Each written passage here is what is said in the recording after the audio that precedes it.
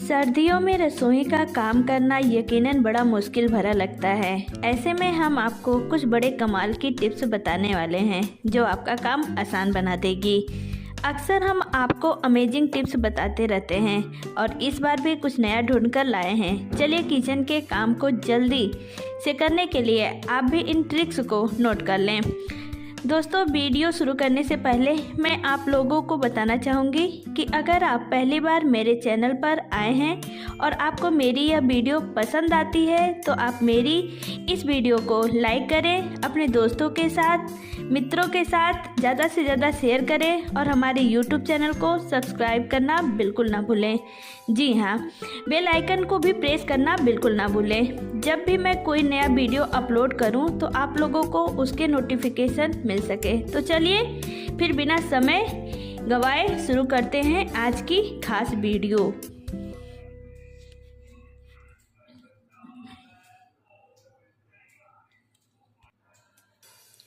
देसी घी स्वास्थ्य के लिए बहुत ही फायदेमंद है। अक्सर लोग बाजार से देसी घी लाने की बजाय घर में ही मलाई से देसी घी निकालकर स्टोर करते हैं और ये वाकई शुद्ध होता है। लेकिन सर्दियों की बात करें तो ठंडी में मलाई से घी निकालना वाकई टेढ़ी खीर हो जाता है, क्योंकि घी मक्खन में कन्वर्ट होने में देरी लगता है। अगर आपको भी सर्दियों के चलते मलाई से घी निकालने में दिक्कत आ रही है तो आपको हम बता रहे हैं आसान से टिप्स, जिन्हें अपनाकर आप ज़्यादा ठंड में भी मिनटों में मलाई से शानदार दानेदार घी निकाल सकते हैं।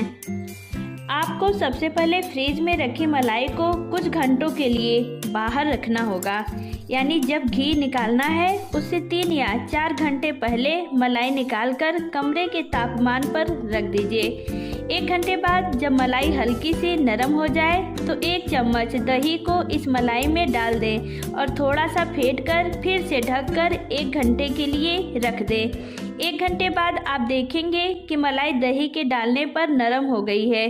अब 1 चम्मच की मदद से इसे फेंटना शुरू कीजिए। बीच बीच में गुनगुना पानी मिलाते रहिए और फेंटते रहिए। 5 मिनट तक फेंटने के बाद आप देखेंगे कि मलाई से पानी और मक्खन अलग हो रहा है। कुछ देर और फेंटिए, फिर आप देखेंगे कि मक्खन अलग पानी में तैर रहा है। इसे हाथों से गोला बनाकर समेटते हुए उठाइए और कढ़ाई में रखिए। अब कढ़ाई में रखे मक्खन के गोले को ऊपर से हल्के पानी की मदद से धो लीजिए। दोनों हाथों में उठा कर धो लीजिए ताकि खट्टा पानी यानी छाछ इससे अलग हो जाए।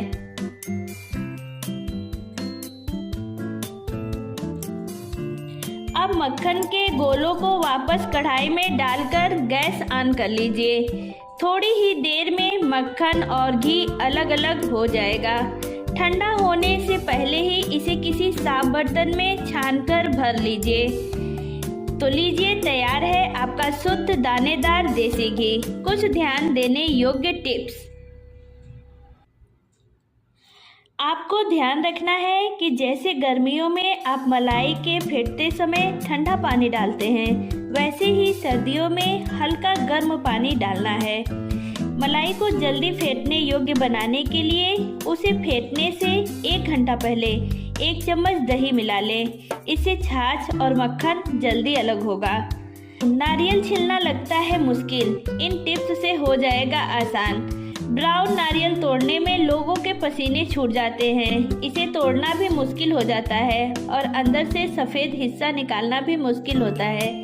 ऐसे में आप इन्हें आसानी से तोड़ सकते हैं। बस आपको करना होगा यह छोटा सा काम। बाजार से नारियल खरीद कर लाने के बाद इसे सीधा फ्रिज में ना रखें। सबसे पहले एक बाउल में पानी गर्म करें, उसके बाद नारियल को इसमें डाल दें। ऐसा करने से अंदर से परत हल्की हल्की निकलनी शुरू हो जाएगी, जिससे कि छिलका छिलने के बाद आप अंदर का सफ़ेद हिस्सा आसानी से निकाल सकते हैं।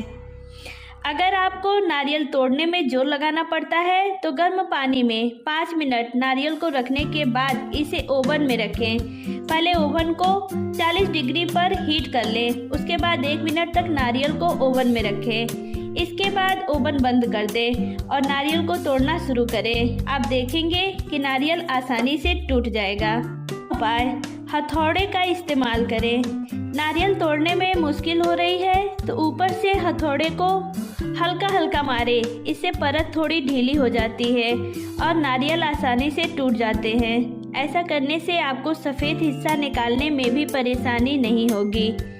तीसरा उपाय, गैस पर रखकर पकाएं। अगर आप नारियल को गैस पर रखकर थोड़ी देर सेक लें, फिर चाकू की मदद से नारियल के छिलके उतार लें और इसके बाद ऊपर की तरफ छेद करके पानी निकाल लें। जब पानी निकल जाए तो आप नारियल का इस्तेमाल कर सकती हैं।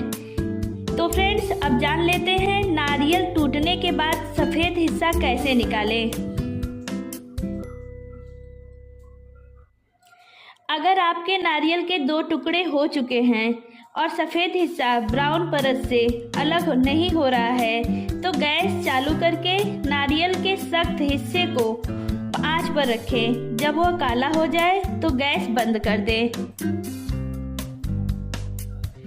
नंबर 3, सर्दियों के मौसम में खजूर के लड्डू आपके रोग प्रतिरोधक क्षमता को मजबूत करते हैं।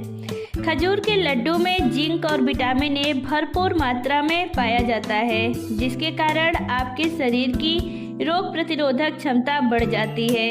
मगर क्या आप जानते हैं कि गर्मी हो तो आप आसानी से खजूर को धूप में सुखाकर उसे बारीक करवा लेते हैं, मगर ठंडी के मौसम में यह संभव नहीं होता क्योंकि सर्दी के मौसम में ज़्यादा धूप नहीं आती, इसलिए हमें उसे बारीक करने में परेशानी का सामना करना पड़ता है। इसलिए आज मैं आपको इसी कमाल के टिप्स बताने वाली हूँ जिससे आप घर में ही आसानी से खजूर को बारीक पीस सकते हैं। आप खजूर के लड्डू में सूखे नारियल का इस्तेमाल तो करते ही होंगे। लड्डू बनाने के लिए आपको जो भी सामग्री की आवश्यकता है आप उसे सभी सामग्रियों को लें और उसके साथ जितनी खजूर की मात्रा है उतने ही सूखे नारियल की मात्रा को लें। खजूर को नारियल के छोटे छोटे आपके टुकड़े करके आप दोनों को एक बर्तन में एक साथ रखें और मिक्सी ग्राइंडर में डालते वक्त दोनों ही समान मात्रा में डालें। आप देखेंगे कि आपके खजूर एकदम बारीक पीसकर तैयार होंगे, जैसे आप बाहर के चक्की से पिसवा कर लाते हैं। इस ट्रिक से आपको अलग से चक्की से खजूर पीस के लाने की ज़रूरत नहीं पड़ेगी। आप इसे ज़रूर आजमाएं क्योंकि सर्दी के मौसम में हर कोई खजूर के लड्डू खाना पसंद करता है। अभी इस सर्दी के मौसम में खजूर के लड्डू बनाकर अपने सेहत को चुस्त और दुरुस्त रख सकते हैं। अब सर्दी के मौसम में टाइम का कुछ पता ही नहीं चलता, समय बहुत जल्दी जल्दी बीत जाता है। इसलिए खाना बनाने में जिन महिलाओं को परेशानी का सामना करना पड़ता है, यानी कि उनको एक साथ कई कामों को निपटाना होता है, उनका काम आसान करने वाली टिप्स मैं आज की वीडियो में आपको बताने वाली हूँ।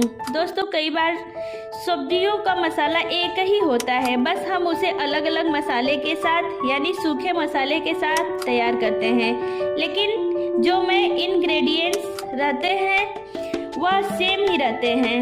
आप देखेंगे कि होटल में भी एक ही ग्रेवी बनाकर होटल वाले स्टोर करके रखते हैं और हमारे फरमाइश के अनुसार वह हमें अलग अलग सब्जियों को डालकर उन्हें हमारे सामने पेश करते हैं। मगर क्या आप जानते हैं, आप भी घर में इस मसाले को बनाकर स्टोर कर सकते हैं। चाहे तो आप महीना भर के लिए भी बना सकते हैं और चाहे तो एक हफ्ते के लिए भी स्टोर करके रख सकते हैं।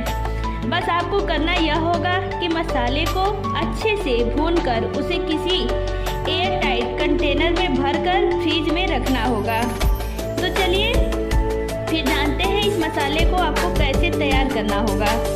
अगर आपने 250 ग्राम प्याज ली है तो आपको 150 ग्राम टमाटर लेना है, 100 ग्राम सूखा नारियल लेना है और 50-50 ग्राम अदरक और लहसुन लेना है और तो मुट्ठी भर के हरा धनिया लेना है। बस आपको इन्हीं सामग्री का इस्तेमाल करके मैं ग्रेवी बनाने बताऊंगी। सबसे पहले एक कढ़ाई में सूखे नारियल के छोटे टुकड़े अच्छे से फ्राई करके लेने हैं। फिर उसके अंदर प्याज डालनी है। बस इन्हें सुनहरे होने तक आपको अच्छे से फ्राई करनी है। बाद में आपको उसमें टमाटर ऐड करने हैं और फिर टमाटर भी थोड़े नरम हो जाए तो आपको उसमें लहसुन और अदरक डालना है और लास्ट में आपको हरा धनिया डालना है। हरा धनिया आप 2 मुट्ठी ले सकते हैं। इन सब मसाले को जब अच्छे से भूनने के बाद आपको इसको पूरी तरीके से ठंडा कर लेना है। ध्यान रखें, आपको किसी भी मसाले को गरम गरम मिक्सी जार में नहीं पीसना है, इससे ग्रेवी में कड़वाहट आती है। इसलिए आपको मसाले को पूरी तरीके से ठंडा करके ही फिर मिक्सी जार में बारीक पेस्ट बना लेनी है।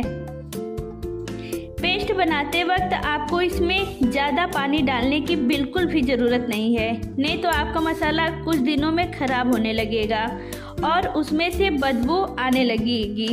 इसलिए ध्यान रखें कि मसाला फेस्टिवल इसमें ज़्यादा पानी का इस्तेमाल न करें। फिर सब मसाले को आपको किसी और टाइट कंटेनर में भरकर फ्रिज में रखना है और आपकी ज़रूरत के अनुसार आपको इसको निकाल कर तेल में अच्छे से फ्राई करके उसमें आपको जो भी मसाला ऐड करनी है वह करने हैं और जो भी आप सब्जी बना रहे हो आप उसमें डाल सकते हैं।